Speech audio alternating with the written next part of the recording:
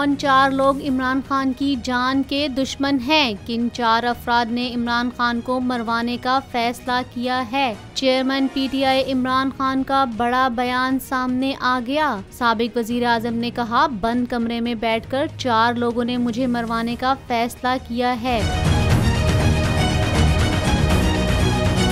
मियांवाली में तहरीके इंसाफ के power show से खिताब करते हुए कप्तान ने कहा, गेम ये है कि बंद कमरे में बैठकर मेरे कत्ल की मंसूबाबंदी हुई। मुझे किसी ने कत्ल किया तो कहेंगे किसी मजहबी जनूनी ने कत्ल किया है। कान खोलकर सुन लो, मैंने एक टेप बनाकर रखी हुई है। 4 लोग जो प्लानिंग कर रहे हैं वो ऑडियो में मौजूद है। जिस दिन मुझे कुछ हुआ तो वो टेप रिलीज हो जाएगी।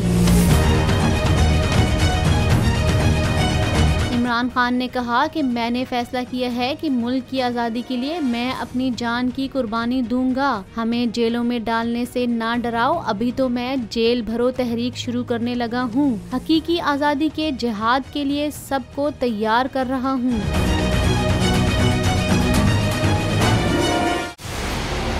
मंजिल, रास्ता,